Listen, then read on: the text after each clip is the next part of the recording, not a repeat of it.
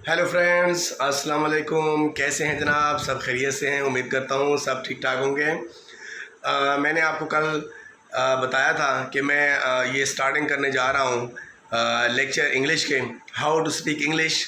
इंशाल्लाह बहुत जल्द हम इंग्लिश बोलने वाले हैं और आज हम स्टार्ट करेंगे प्रेजेंट इंडेफिनिट से, जो कि सबसे पहला टेंस है। स्कूलों में, कॉलेजेस में, हर जगह पर तकरीबन इसी टेंस से शुरुआत की जाती हैं, लेकिन मेरी शुरुआत स्कूल और कॉलेजेस के असातिज़ा से बिल्कुल मुख्तलिफ होगी, क्योंकि मैं चाहता हूँ आप जल्द से जल्द इंग्लिश सीख जाएं और जल्द से जल्द इंग्लिश बोलना शुरू कर दें।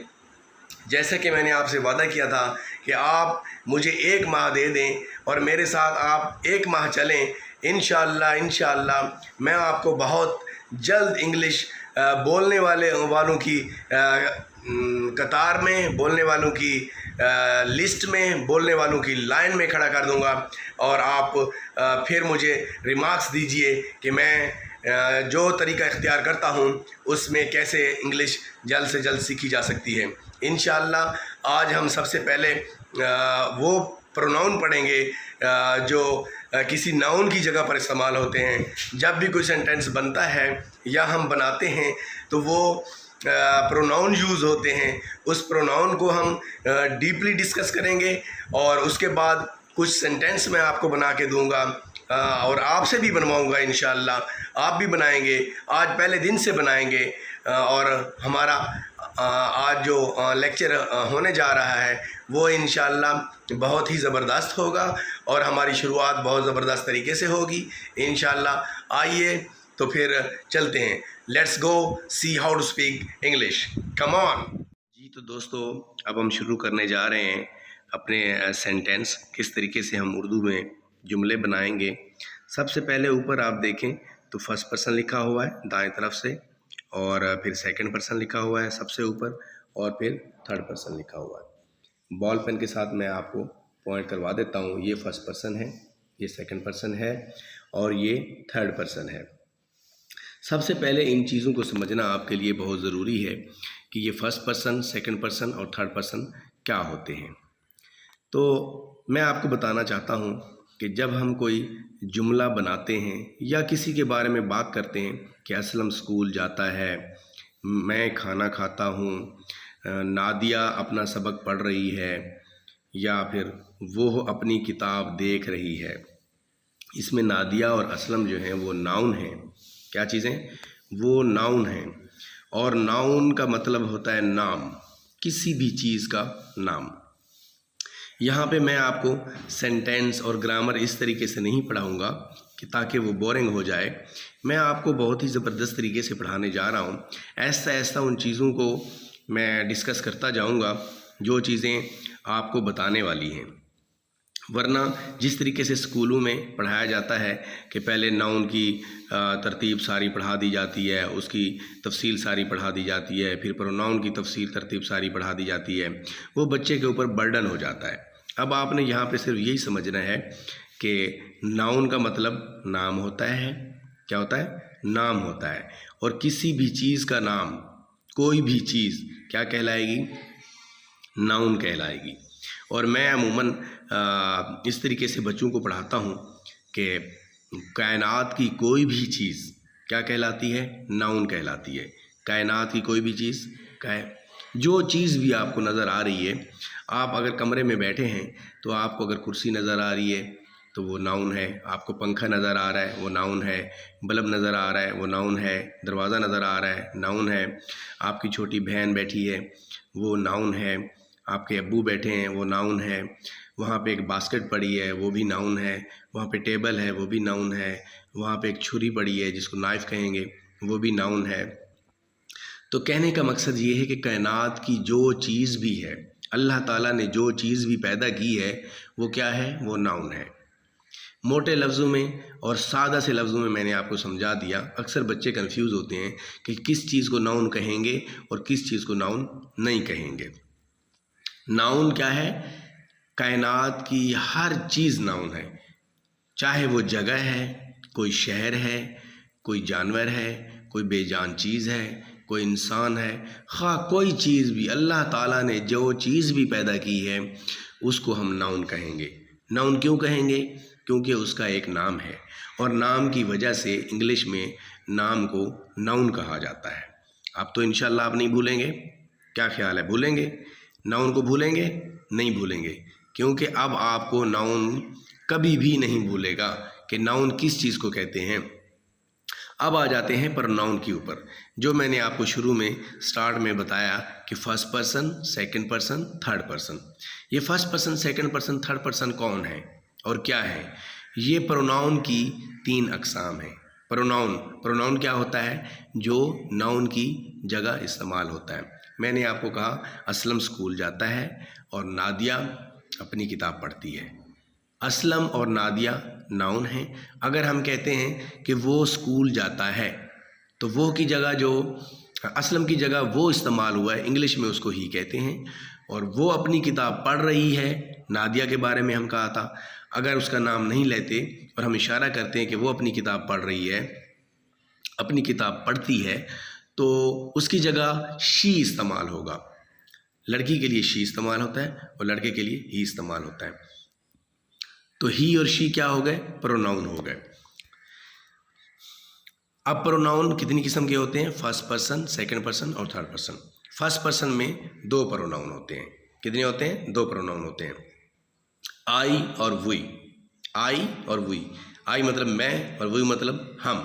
और सेकंड पर्सन में एक ही प्रोनाउन होता है। कौन सा? सेकंड पर्सन में एक प्रोनाउन होता है यू, जिसके उर्दू में हम मतलब तुम करते हैं या आप भी करते हैं। इसके बाद थर्ड पर्सन है। ये प्रोनाउन की इकसाम है, याद रखिएगा, ये प्रोनाउन की इकसाम बता रहा हूँ मैं आपको।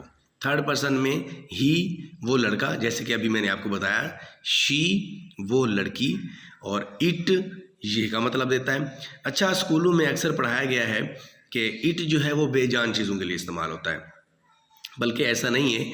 अंग्रेज़ इसको हर चीज़ के लिए इस्तेमाल करते हैं, क्योंकि ये इशारे के तौर पे इस्तेमाल होता है, ये चीज़ वो चीज़, ठीक है। इसलिए जैसे it is raining, it is raining, बारिश हो रही है। वहाँ पे अब इट का मतलब ये नहीं लिया गया, लेकिन आप कह सकते हैं ये बारिश हो रही है।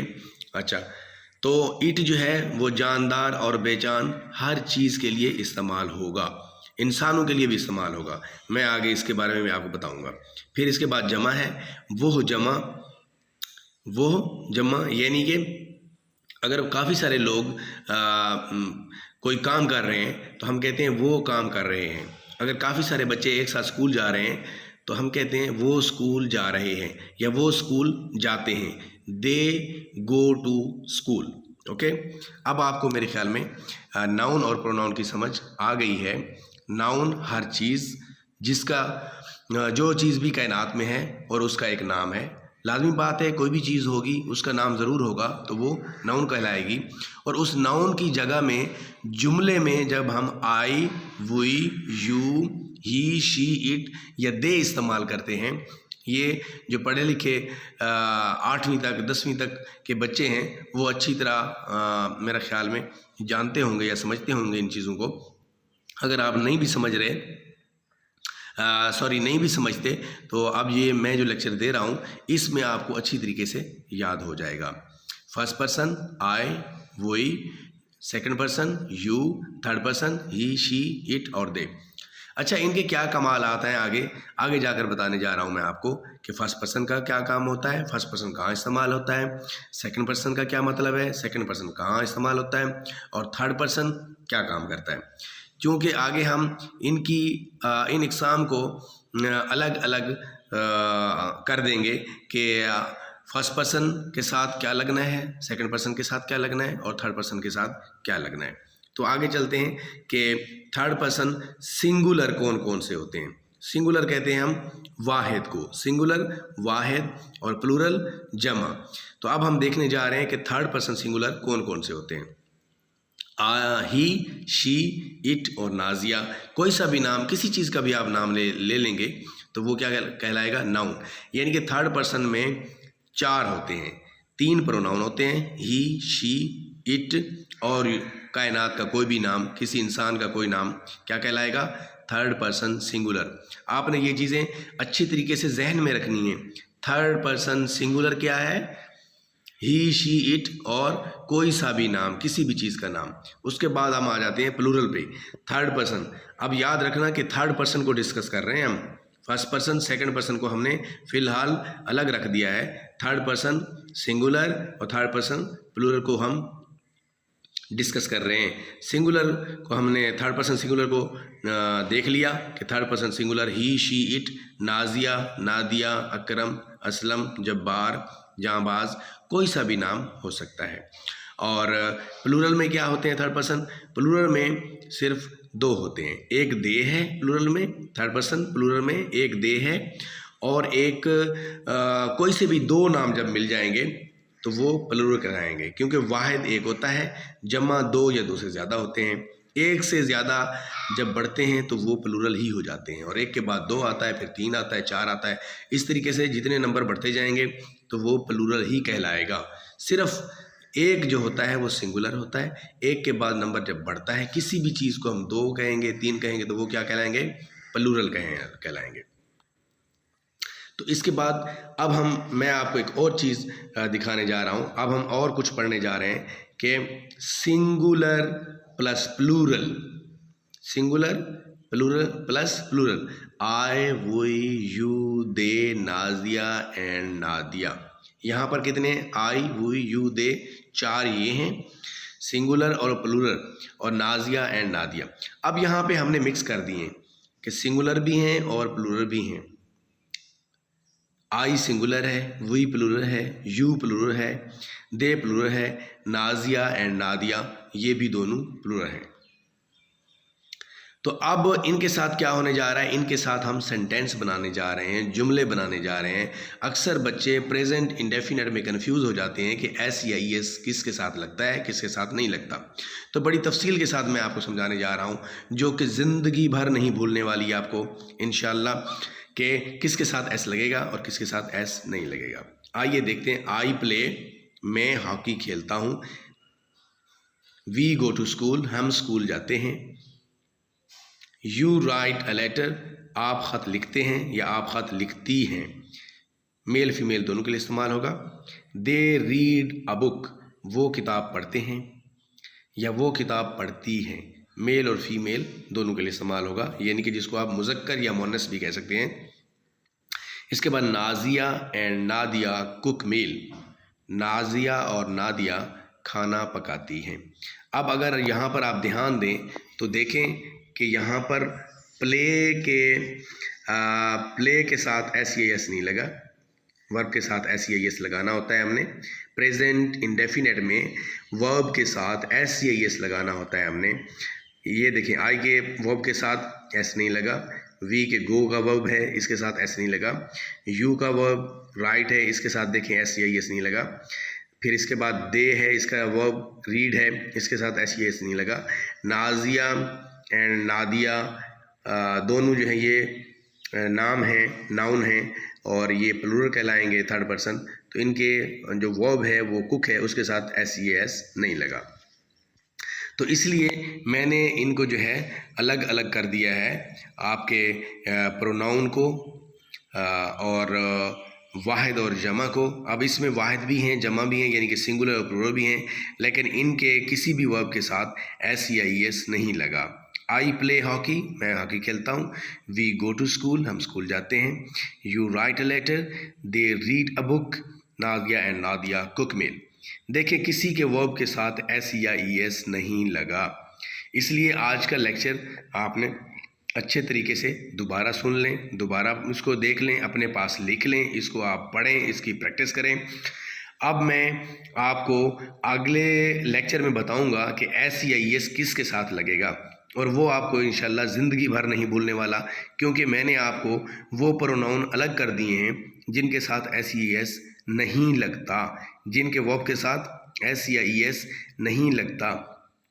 और कल हम उसके बारे में पढ़ेंगे अगली वीडियो में कि एस या ई एस किसके साथ लगता है, और फर्स्ट पर्सन सिंगुलर और थर्ड पर्सन सिंगुलर या प्लूरल क्या चीज़ें हैं, और प्लूरल के साथ एस या एस लगता है या सिंगुलर के साथ एस या एस लगता है, फर्स्ट पर्सन और सेकंड पर्सन और थर्ड पर्सन, इनमें से किसके साथ SEIS लगता है, इसकी वजाहत मैं कल करूँगा इंशाअल्लाह।